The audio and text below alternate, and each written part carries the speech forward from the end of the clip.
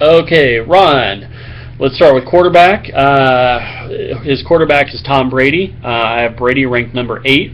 Um, Brady had I don't recall what his numbers were off the top of my head last year. I remember him thinking he had a pretty pedestrian season, a good season, but not top flight quarterback or anything like that. Like he's not a 50 touchdown guy. I do think he's going to come back this year with a vengeance, at least in the first half of the year, especially that first game or two. I just can't remember if Blunt is suspended for 1 or 2 games. I think it's just one though. But Tom Brady, I think he's going to have a good season, but not a great season.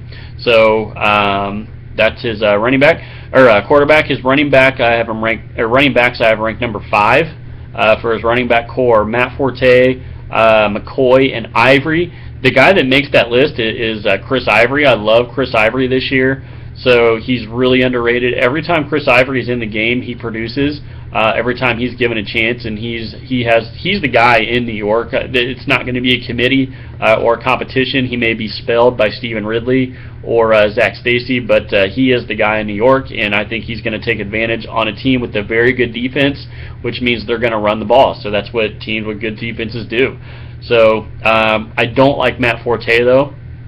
I don't like him at all, to be honest. So I think that's what did he have? 100 catches last year, 70 catches something crazy in a Mark Trestman offense. Trestman is gone, so I don't think that he's not going to sniff 70 catches. I think they're going to work Jeremy Langford in there. I think every running back hits a cliff. I think this is the year that Forte hits that cliff, or next year he's like a 5th or 6th round pick. So I think it's going to be a pretty steep dive. But right now, he is a name. He's someone that can produce. Chicago before last year had a really good offense. Maybe they'll repeat that magic somehow. I don't see it happening for Forte. And then McCoy, he's another guy. McCoy is great. I think if you put McCoy on another team, let him catch the ball, because McCoy's strength was always catching the ball. I remember there was a season where he had 70 receptions, and last year he had 25 because of Darren Sproles.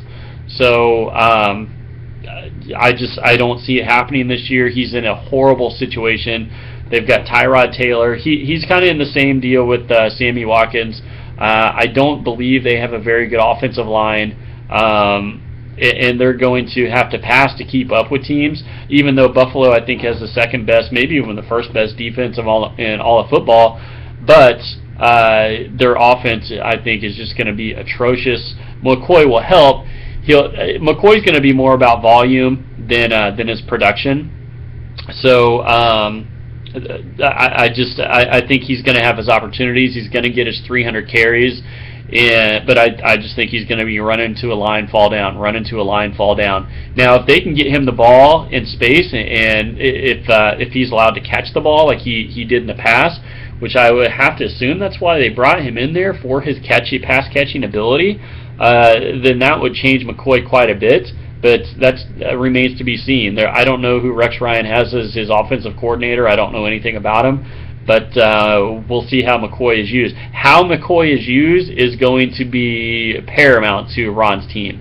So we'll see what happens there. And Forte is going to have a year like he did last year for Ron to compete, I think. So anyway, so the running back core still ranked pretty high at 5.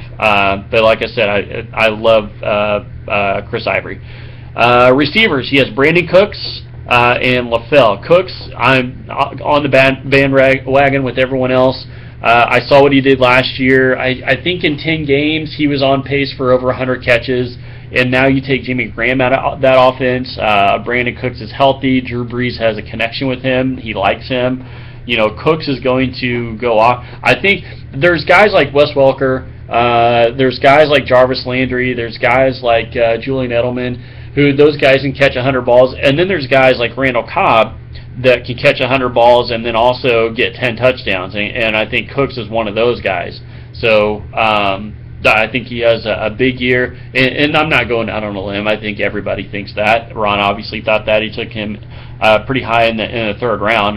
Well, actually had a lower pick in the third. But still, regardless, that's a great pick.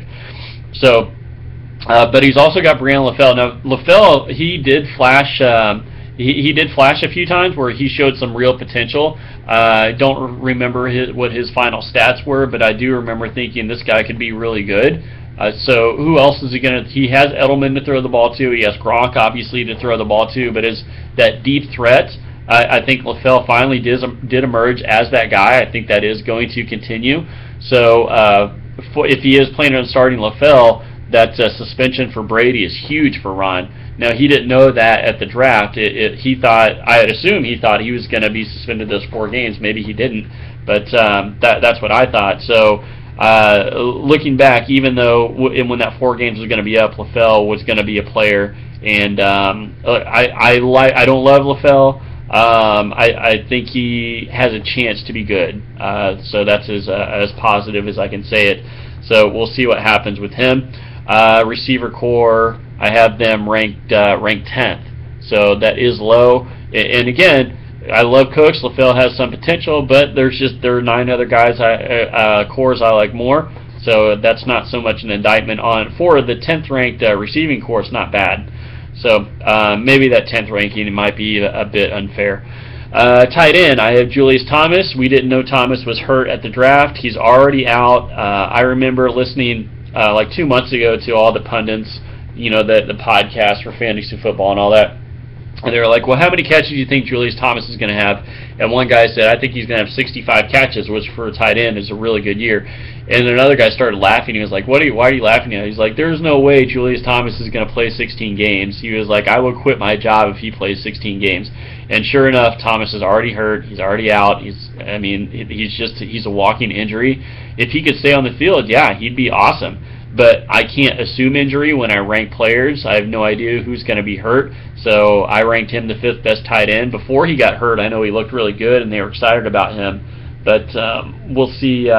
We'll see when he comes back, and when he comes back, is he just going to get hurt again? Which that'd be my guess. But I can't rank it that way. So for Ron starters, I have him as a C. So what brings that grade down a little bit, I know Tom Brady is a name. Again, I don't think he's going to have a big year where he throws more than 30 touchdowns. I think it'll be 26 to 28 touchdowns. I don't like Matt Forte. And Brandon LaFell, I don't know what to expect. So that brought his grade down quite a bit. What brings his grade down even further, we'll talk about his full team, so I'm going over his bench. D'Angelo Williams, yes, those first 2 games he has quite a bit of value. After that, yeah, if Le'Veon Bell got hurt, he would have some value. But to be fair, I mean, he took D'Angelo Williams I guess he took him fairly in the 9th round. So for D'Angelo, that's pretty high. But he also has Fred Jackson. He's already been cut. We didn't know that at the time of the draft, to be fair. Monte Ball, they think he's either been cut or he might be cut. We didn't know that at the time of the draft, but both of those guys, not so much for me. Eddie Royal, not so much for me. I'm not a fan of Eddie Royal. So, but then he's got Matt Ryan, who I'm a huge fan of. I love Matt Ryan. That's who I would be starting, but that's not my team. So for a full team, I have a D. And then overall ranking, I have a C. So, again, the same thing with Paul. I don't enjoy ripping anyone's team, but we have 12 guys in the league, and only 8 teams can make the playoffs, and I just don't see this as one of them. So I have Ron at a 5-8 record. I have his best pick is Chris Ivory. Once again, I think Ivory's going to have between 11 and 1,200 yards and between 8 and 10 touchdowns. And then his worst pick is a tie between LaFell and Eddie Royal. Let's see, he took LaFell in the 7th round. He took Eddie Royal in the 8th. I feel like maybe there were better players available. But I do see what he was doing because he was weak on receivers, so he was taking a shot at those guys. Nothing wrong with that. Just in my mind, it doesn't work out. Once again, the same thing I said with Paul. Watch Ron win the whole league. Who knows? It's all kind of a crapshoot. His strength is quarterback. He's got Brady and Ryan. I'm sorry, he also has Eli Manning. I didn't realize that. I might like Eli more than I like Ryan. He may be the best quarterback on that team. There should be some trade baits, especially with guys that have like Phillip Rivers and Cam Newton. So we'll see if someone tries to work out something there. And then his weakness, of course, is receiver. As great as Brandon Cooks, I think he's going to be.